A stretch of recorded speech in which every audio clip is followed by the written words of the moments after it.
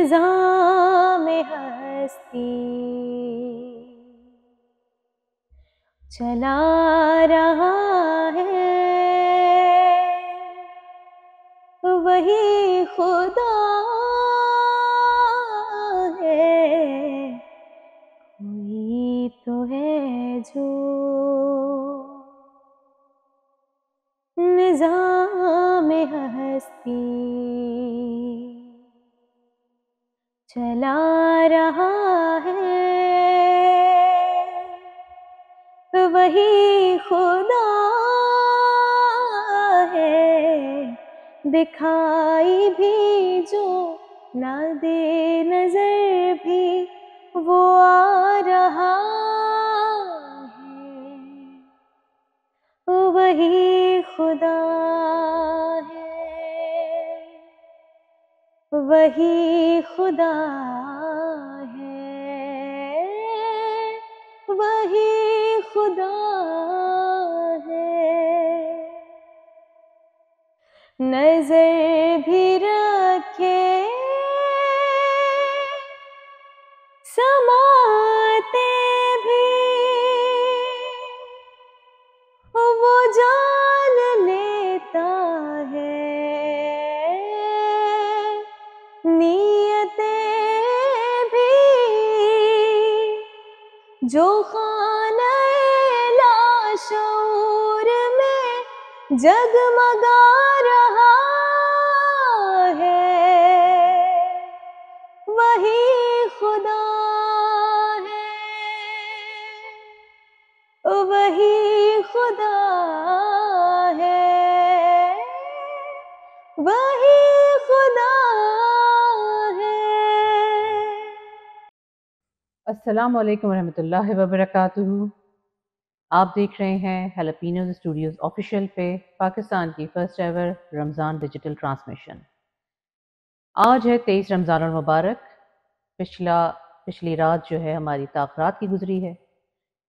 لیلۃ القدر کی تلاش جاری ہے۔ اللہ ہم سب کو توفیق عطا فرمائے کہ ہم سب کو لیلۃ القدر عنایت فرمائے۔ اس دعا کے ساتھ ہم اپنا پروگرام آگے بڑھاتے ہیں۔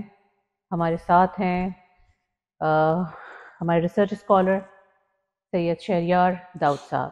السلام علیکم۔ وعلیکم السلام ورحمۃ اللہ وبرکاتہ۔ جی شہریار داؤد صاحب، تاخرات ہماری پچھلی ایک گزری ہے، 2 تاخراتیں ہماری گزر چکی ہیں، 3 نے آنا ہے ابھی۔ اس پر بھی ہم بات کریں گے، ان کی اہمیت اور ان کی فضیلت پر۔ دوسری بات ہم اپنے معاشرتی مسائل کی کریں گے، جس میں بدعت آتی ہے اور جس میں شرک آتا ہے، اس کا فرق کیا ہے اور اس کو کس طرح سے روکا جا سکتا ہے، اس کی روک تھام کس طرح سے ہو سکتی ہے۔ جی بسم اللہ۔ بسم اللہ الرحمن الرحیم۔ اللہم صلی وسلم وبارک علی سیدنا و مولانا محمد وعلی آلہ و اصحابہ وبارک وسلم۔ بڑے اہم اور امپورٹنٹ ایشو کو آپ نے آج موضوع سخن بنایا ہے۔ آج بدقسمتی سے ہمارے معاشرے میں جسے دیکھو ایک ٹرمینالوجی استعمال ہوتی ہے، ڈیڑھ ہوشیار بن کے اپنی جانب سے ہر ایک کو شرک اور بدعت کے فتوے صادر فرما رہا ہوتا ہے۔ ہماری ایک عجیب یعنی کہ مزاج بن چکا ہے کہ کچھ لوگ جب ریٹائر ہو جاتے ہیں، 60 سال کی عمر میں آ کر ریٹائر ہوئے تو قرآن اٹھا لیتے ہیں، تفسیر پڑھنا شروع کر دیتے ہیں۔ چلیں بہت اچھی بات ہے، قرآن اٹھائیں، پڑھیں، تفسیر پڑھیں، لیکن اس تفسیر کے بعد جب وہ اپنی طرف سے تفسیریں کرنا شروع کر دیتے ہیں، وہ اصل میں خرابی کا پیش خیمہ بنتا ہے۔ اب کوئی شخص ہے وہ انجینئر تھا، کوئی شخص ہے وہ ڈاکٹر تھا، کوئی شخص ہے وہ آئی ٹی اسپیشلسٹ تھا، کسی بھی چیز میں ماہر تھا۔ اب وہ فارغ ہوا ہے تو اب فارغ ہو کر کے وہ کیا کر رہا ہے کہ جناب وہ آپ کے لیے مفتی کا کردار ادا کر رہا ہے۔ میں ایک سوال کرتا ہوں کہ میرے گھر میں بیسن کا پائپ ٹوٹا ہوگا تو میں ڈاکٹر کو فون کروں گا نا؟ نہیں، میں تو پلمبر کو فون کروں گا. اسی طرح میری گاڑی خراب ہو جائے گی تو میں کسی آئی ٹی اسپیشلسٹ کو بلاؤں گا؟ نہیں، میں کسی میکینک کو بلاؤں گا.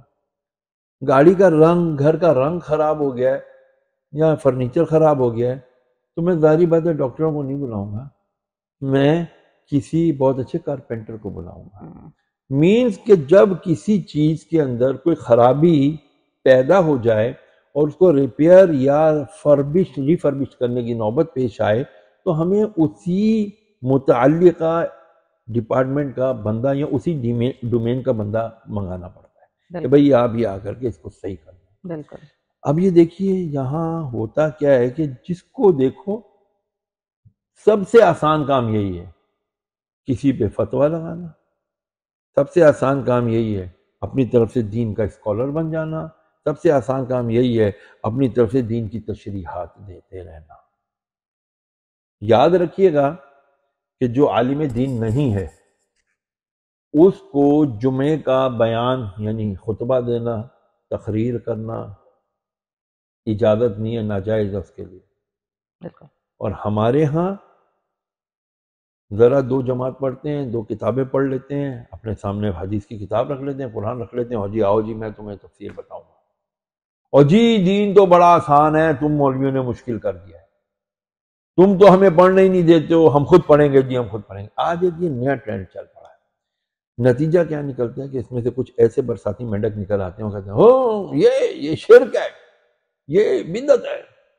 شرک کی تعریف ککھ پتہ نہیں ہوگی ان کو کہ شرک کہتے کس کو ہے. آئے میں آپ کو رسول خدا علیہ السلام کی حدیث مبارکہ سناؤں. میرے آقا علیہ السلام نے فرمایا اے میرے صحابہ، میرے ساتھیوں، مجھے اپنے بعد نا جب میں دنیا سے چلا جاؤں گا تم پر شرک کا خوف نہیں ہے. صحیح حدیث، سند والی حدیث ہے یہ. فرمایا نبی نے کہ مجھے تم پر شرک کا خوف نہیں ہے، مجھے خوف اس بات کا ہے کہ تم دنیا کو بڑی چیز سمجھنے لگ جاؤ، تم دنیا کے پیچھے پڑ جاؤ گے، تم دنیا کے پیچھے اندھا دھند بھاگو گے. تمہیں دنیا کی محبت جو کہ تمام خرابیوں کی جڑ ہے، دنیا کی بے جا محبت، یہ تمہیں جو ہے نا جہنم کی طرف لے جائے گی، خرابی کی طرف لے جائے گی. اب نبی فرما رہے مجھے تم پر شرک کا خوف نہیں ہے.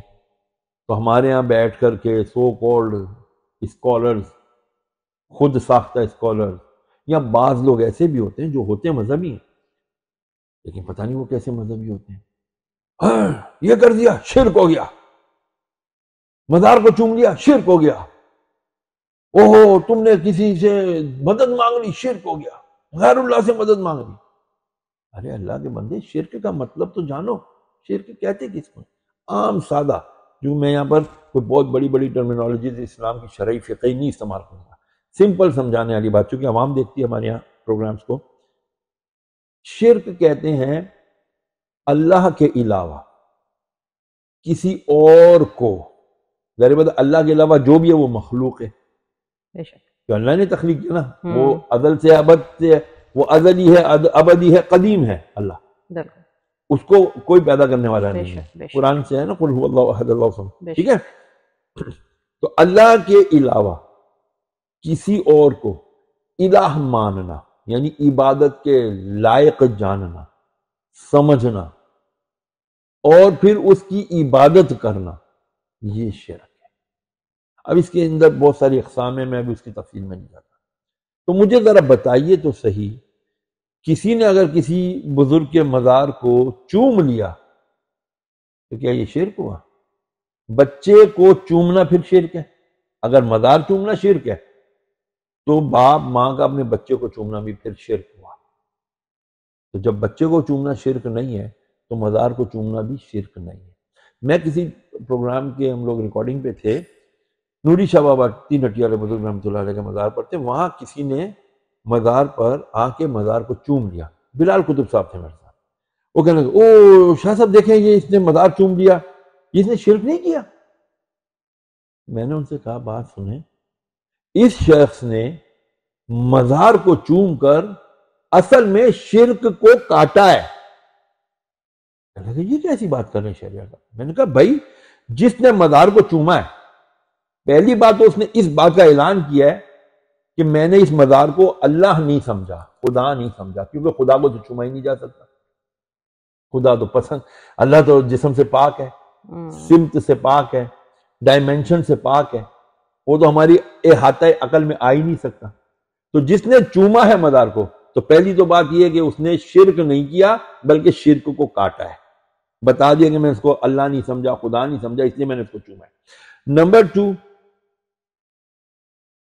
ہمارے جتنے اکابرین ہیں، بزرگان دین ہیں، اعلیٰ حضرت عظیم البرکت الشاہ احمد رضا خان علیہ رحمت الرحمان نے فتاوی رضویہ شریف میں واضح لکھا ہے کہ جب کہیں مزار پر جاؤ، ولی اللہ کے، بزرگوں کے، صاحبان مزار پہ جاؤ، تو ان کے مزار سے 4 ہاتھ، یہ بیچ کی انگلی سے لے کے کونی تک 1 ہاتھ، یہ آدھا گز ہوتا ہے۔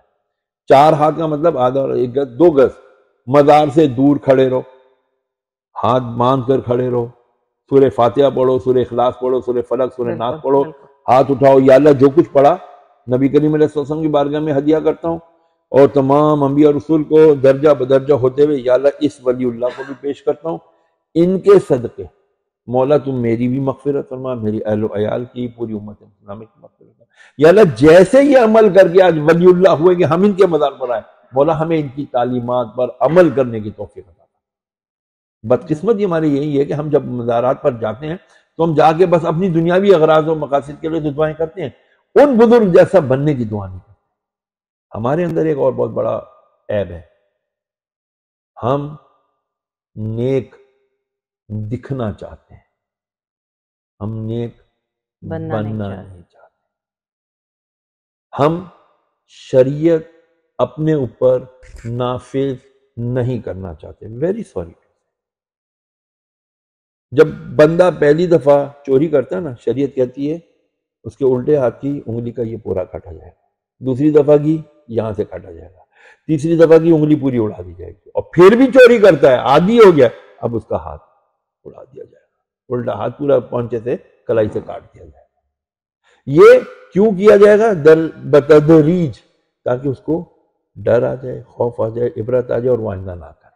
اسلام بہت لینینسی کے ساتھ آپ کو سمجھاتا ہے، لیکن سزا سخت اس لیے دیتا، اتنا حصہ کاٹنا بھی کوئی آسان کام ہے، ذرا بھی چھری لگ جائے ہمارا لگ پتہ چل جاتا ہے۔ تو یہ جو شرک کے فتوے لگانے والے، جو شرک کے آپ کی گردانیں دن رات جھاڑ رہے ہوتے ہیں، بڑے بڑے اپنی طرف سے مذہبی اجتماعات کر رہے ہوتے ہیں، اور وہاں کہہ رہے ہوتے ہیں جی یہ کر دیا تو شرک ہو گیا، یہ کر دیا تو شرک ہو گیا، ان کو چاہیے پہلے شرک کی تعریف سمجھیں۔ ویسے ہی لوگ دین سے بیزار ہیں معذرت کے ساتھ، اور اس طرح کی باتیں سن کے وہ کہتے ہیں اوے اچھا ہم مشرک ہیں، چلو اسی مشرک ہی صحیح، وہ پھر دین سے دور، اللہ کی رحمت سے دور، شیطان کے وار میں آ جاتے۔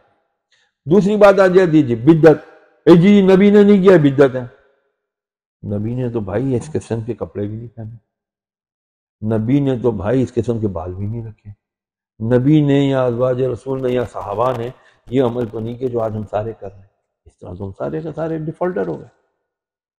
بدعت کس کو کہتے ہیں؟ ایسا کوئی نیا عمل دین میں داخل کیا جائے کہ جس سے دین کی بنیاد کو چوٹ پہنچتی ہو، بنیاد خراب ہوتی ہو دین کی، وہ چیز جو ہے نا غلط ہے، وہ بدعت ہے۔ بدعت کی بھی 2 قسمیں ہیں، بدعت حسنہ، بدعت سعیہ۔ بدعت حسنہ وہ جس سے اچھائی پیدا ہوئی، جیسے حضرت عمر فاروق رضی اللہ تعالیٰ عنہ، پولیس کا محکمہ، بچہ جو پیدا ہوا نو مولود انفینٹ، جو آج عمر لا سارا ویسٹ اس کو فالو کرتا ہے، ہاں بے شک بالکل، بچوں کے لیے فیسیلیٹیشن، بچہ ماں کے لیے فیسیلیٹیشن، اچھا جی اسی طرح بیت المال کا اجرا، اور پتہ نہیں کیا کیا انہوں نے کیا۔ حضرت عثمان غنی رضی اللہ تعالی عنہ نے دوسری اذان، جو اب آج کل اذانوں دی جاتی ہے، جمعے کے اندر 2 اذانیں دی جاتی ہیں، ایک پہلی اذان ہوتی ہے اور اس کے بعد دوسری اذان نہ حضرت حضور نبی کریم علیہ السلام کے دور مبارکہ میں تھی، نہ ابو بکر صدیق، نہ عمر فاروق، یہ عثمان غنی کے دور میں شروع ہوئی۔ وہ اس طرح کے لوگ نمازوں میں کم آتے تھے، دیر سے آتے تھے، اب تو بہت ہی دیر سے آتے ہیں، تو فرمایا کہ اب مؤذن سے کہا جاؤ باہر جا کے اذان دو، مسجد سے باہر جا کے اس نے ایک اور اذان دی، تو لوگوں نے کہا اوہ اذان ہو گئی چلو مسجد کی طرف. تو یہ ان کو ریمائنڈر, یہ کیا ہو گئی, اچھی بدعت ہو گئی کہ بھائی چلو لوگ نماز کی طرف آئے. تو یہ دوسری اذان یہ بھی بدعت ہے, لیکن کون سی بدعت ہے؟ بدعت حسنہ ہے. بدعت سیئہ وہ چیزیں کہ جی ہم اپنی طرف سے کہیں جی او جی میں تو کڑا بھی پہنوں گا, او جی میں تو سونا بھی پہنوں گا, جی میں تو چاندی بھی پہنوں گا, جبکہ یہ مردوں کے لیے جائز نہیں ہے, خواتین کے لیے جائز نہ ہو پہنے. میں تو وہ کپڑے پہنوں گا جس سے میں لباس فاخرہ محسوس کروں, مجھے تکبر آئے, یہ بدعت ہے. وہ ایسا لباس جس سے تکبر آئے وہ ویسے ہی ناجائز ہے. تو عرض کرنے کا مقصد یہ ہے کہ ہمارے ہاں بدقسمتی سے بہت جلدی ہم ایسے لوگوں سے متاثر ہو جاتے ہیں جو آج کل بہت سارے آپ کو ملیں گے سوشل میڈیا پر, فر فر فر فر انگلش بول رہے ہوں گے. کیا مولوی صاحب ہیں, کیپ پہنی ہوئی ہے, ٹی شرٹ پہنی ہوئی ہے, ڈولے شولے نکالے ہوئے ہیں, اور جی وہ آپ کو جو ہے نا قرآن اور حدیث پڑھ پڑھ کر سنا رہے ہوتے ہیں عربی میں اور انگلش میں. آپ کہتے ہیں واہ واہ یار ان سے دین سیکھو. میں نے جیسے پہلے کہا کہ بیسن کا پائپ انجینئر نہیں آ کے ٹھیک کرے گا, ڈاکٹر نہیں آ کے ٹھیک کرے گا, وہ پلمبر ہی ٹھیک کرے گا. تو ہر ایک کی ڈومین ہے, ہر ایک کی فیلڈ ہے. تو برائے مہربانی جو جس فیلڈ کے ماہرین ہیں, آپ اپنے بچوں کو کیوں نہیں فیل ٹیچر یا فیل جو ہوتی ہیں نا یہ ٹیوشن سینٹر وہاں بھیجتے جہاں کے ٹیچر اچھے نہیں ہوتے. آپ ماہر ٹیچر ڈھونڈتے ہیں نا, ہمارا بچہ ماہر ٹیچر سے جو ہے نا ٹیوشن پڑھے گا تاکہ وہ ماہر بن جائے, اس کا اسپیشلسٹ بن جائے, وہ ایک بہترین ذہین اچھا اسٹوڈنٹ بن کر آگے اپنے فیوچر کو برائٹ کر سکے. تو اسی طرح ہمیں اچھے ماہر علماء کرام سے, ان کی صحبت سے فائدہ اٹھانا چاہیے, ان کے پاس جانا چاہیے اور ان سے دین سیکھنا چاہیے, نہ کہ ہم بیٹھ کے فصلی بٹیروں سے جو ہے نا دین سیکھیں کہ بھائی جن کو پتہ ہی کچھ نہیں تھا اور اب آ کر کے وہ کہہ رہے ہیں جی ہم جو ہے نا دین سیکھیں گے, ہم کہہ رہے ہیں جی ہم آج جو ہے نا ان سے دین سیکھیں گے, یہ ہمیں صحیح سمجھا رہے ہیں, یہ جی فرفر انگلش بولتا ہے. ایسا نہیں ہوتا. ہونا یہ چاہیے. آج ماہ رمضان نے ہمیں یہ موقع دیا ہے کہ ہم دین سمجھیں. قرآن پورا مت ختم کریں آپ رمضان میں. آپ کہیں گے یار عجیب آدمی, ہمیں تو لوگ کہتے ہیں قرآن ختم کرو. نہیں بھائی, 1 سے 12 پڑھو, 1 صفحہ روز پڑھو ترجمے کے ساتھ, اور کسی مستند عالم دین کے پاس بیٹھ کے اس سے پوچھو, وہ آپ کو وقت دے گا. آج ہم علماء کے پاس بیٹھتے نہیں, بیٹھتے ہم ان دوستوں کے ساتھ ہیں جو ہمیں پتہ نہیں کیا کیا خرافات سکھاتے ہیں, یا ایسے سو کالڈ ہم جو ہے نا اپنے ان لوگوں کے ساتھ بیٹھ رہے ہوتے ہیں جو ہمارے دین کے اندر خرابی پیدا کر رہے ہوتے ہیں, ہمارے ایمان کے اندر خرابی پیدا کر رہے ہوتے ہیں, بھلائیاں نہیں پیدا کر رہے ہوتے.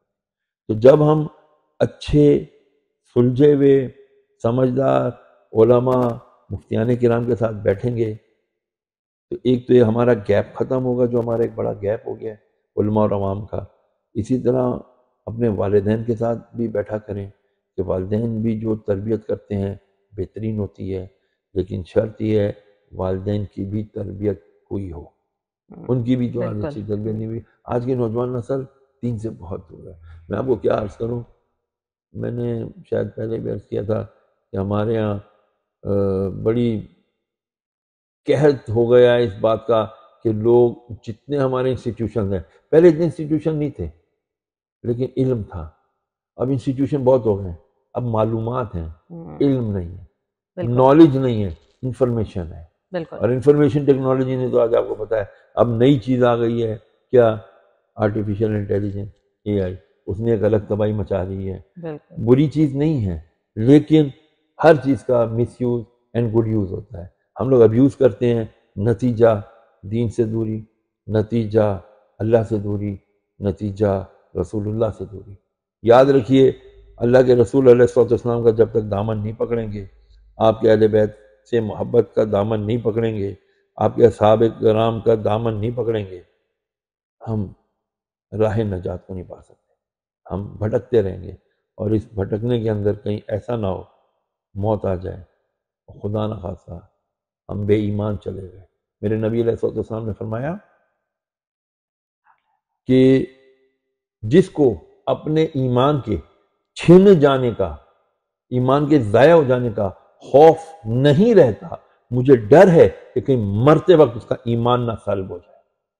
اب اس کی ایک میں آپ کو واضح مثال دیتا ہوں. اس کی مثال کیا ہے, امام فخر الدین رازی بہت بڑے امام گزرے ہیں، محدث ہیں زبردست، بڑی کتابیں لکھی ہیں. آپ کا وقت آخر آیا، آپ لیٹے ہیں، آخری سانسیں چل رہی ہیں، شیطان انسانی صورت پر آ گیا، کہتا ہے اے راضی کس خدا کو مانتے ہو؟ میں اللہ وحدہ لا شریک کو مانتا ہوں. اور اس کے وجود پر دلیل دو. آپ نے اللہ کے وجود پر دلیل دی، اس نے کاٹ دی. شیطان معلم الملکوت رہا ہے، فرشتوں کا استاد رہا ہے، بڑا علم تھا اس کے پاس. دوسری دلیل دی، کاٹ دی. تیسری دی، کاٹ دی. 70 دلیلیں اللہ کے وجود پر دی، شیطان نے ساری کی ساری دلیلیں کاٹ دی. حضرت امام فخر الدین رازی رحمۃ اللہ علیہ گھبرا گئے، یا اللہ کہ مرتے وقت میرا ایمان تو نہیں برباد ہونے والا. آپ کے پیر صاحب وہاں سے بڑی دور، آپ بصرہ میں تو وہاں دمشق سے آپ کے پیر صاحب وضو کر رہے تھے، وہیں سے لوٹا کھینچ کے مارا. فرمایا اے راضی کہتا کیوں نہیں کہ میں اللہ کو بغیر دلیل کے مانتا ہوں؟ جو لوٹا کھینچ کے مارا. آپ تک آواز آئی، آپ نے فرمایا اے شیطان لعین میں اپنے رب کو بغیر دلیل کے مانتا ہوں، مجھے رب کے ہونے پہ دلیل دینی نہیں ہے. اسی وقت پھر آپ نے کلمہ پڑھا اور آپ کا بھی ساتھ. تو جب اتنے بڑے بڑے ائمہ کرام کو، امام صاحبان کو شیطان نے نہیں چھوڑا، ان کے ایمان کو چھیننے کی کوشش کی، تو ہما شما کس کھیت کی مولی؟ ہمارے ایمان کا کیا حال ہے؟ ہمیں تو یہ آ کر کے ایک انگلش بولنے والا آتا ہے، تھوڑی داڑھی رکھ کے آتا ہے، ڈمامہ جبے کبے پہن کر آتا ہے، ہم کہتے ہیں واہ واہ جی پیر صاحب اس سے بڑا پیر ہی کوئی نہیں، اس سے بڑا تو عالم ہی کوئی نہیں ہے. اور ہم اس کے پیچھے جن لائی گلی ہو دینا ترچلی پنجابی کی کہاوت ہے کہ جس نے باتوں میں لگایا اس کے ساتھ چل پڑے. اپنے آپ کو مضبوط کریں، دین کو سمجھنے کی کوشش کریں. بہت سارے ذرائع موجود ہیں، سمپل علماء حقہ کے پاس بیٹھیں، ان کے ساتھ بیٹھ کے علم دین سیکھیں. انشاءاللہ العزیز اللہ نے چاہا تو بہت بہتری پیدا ہوگی، اور یہ شرک اور بدعت کی اس سے باہر آ جائیں. آپ ذرا سوچئے جو ویسٹ میں مسلمان ہو رہے ہیں اب، ان کو کیا آپ شرک اور بدعت سکھائیں گے؟ وہ تو ویسے شرک سے پاک ہو کر کے اسلام لے کر آئیں. کیونکہ کرسچن تو بلیو کرتے ہیں ٹرینیٹی میں، گاڈ، ہولی سول اینڈ حضرت جبرائیل، ٹھیک ہے نا، عیسیٰ، مریم اور جبرائیل، یہ تین چیزیں ٹرینیٹی میں بلیو کرتے ہیں. But we believe in unity of Allah وحدہ لا شریک. تو وہ کہتے ہیں یار جب اللہ اور قرآن یہ سب پڑھتے ہیں، آپ دیکھیں تو صحیح غزہ کے بعد کتنے لوگوں نے اسلام قبول کر لیا الحمدللہ. آج مسلمان ہے، مسلمان کو مشرک بنانے پہ تلا ہوا ہے، کافر بنانے پہ تلا ہوا ہے، بدعتی بنانے پہ تلا ہوا ہے. صرف مسلمانوں کو مسلمان غیر مسلم ہی کہتا ہے، باقی مسلمان تو ایک دوسرے کو کافر ہی کہہ رہے ہیں. آج اللہ تعالیٰ ہمارے حال پر رحم فرمائے. تو ان شرک بدعت کے ابھی جھمیلوں سے نکلیں، اپنے ایمان کی حفاظت کی فکر اور سوچ بنائیں. انشاءاللہ العزیز ایمان سلامت اگر ہم قبر میں لے گئے تو نجات ہے. کسی نے کیا خوب کہا کہ حضرت سلطان بہو نے فرمایا تھا جب عشق رسول اور عشق الہی کی بات کم ہونے لگی اور لوگ جو ہے نا بس کہتے ہیں بس دین بچاؤ، تو اس وقت انہوں نے شعر کہا کہ دین سلامت ہر کوئی منگے، عشق سلامت کوئی ہو. اور آج یہ دور آ گیا کہ مال سلامت ہر کوئی منگے، دین سلامت کوئی ہو. عشق الہی تو ختم ہی ہو گیا. اللہ تعالیٰ ہمارے حال پر رحم فرمائے. آمین ثم آمین. اللہ پاک ہم سب پر رحم فرمائے اور ہمیں راہ راست پر چلنے کی اور صراط مستقیم پر چلنے کی توفیق عطا فرمائے. جی ناظرین، اس کے ساتھ ہی ہم اپنے کلام رمضان کی طرف بڑھتے ہیں. اس سے پہلے ہم آپ سے اجازت چاہتے ہیں، اپنے شہر کے اوقات کے حساب سے اپنا روزہ افطار کیجیے اور ہم سب کو دعاؤں میں یاد رکھیے. اللہ حافظ. ٹھنڈی ٹھنڈی ہوا رحمتوں کی چلی، ٹھنڈی ٹھنڈی ہوا رحمتوں کی چلی، بن کے موج کرم مصطفیٰ آ گئے، حل میری ہو گئی خود بخود مشکلیں، سارے عالم کے مشکل کشا آ گئے، آ گئے آ گئے مصطفیٰ آ گئے، آ گئے آ گئے مصطفیٰ آ گئے، آ گئے آ گئے مصطفیٰ آ گئے. آمنہ کا مقدر سنوارا گیا،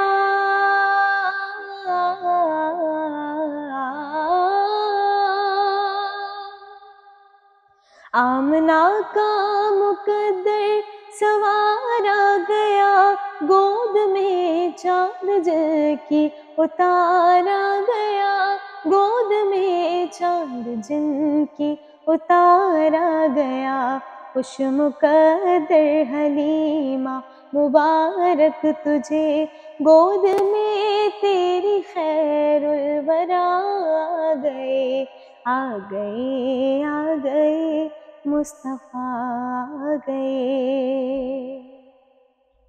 اور دونوں عالم کی قسمت بدلنے لگی،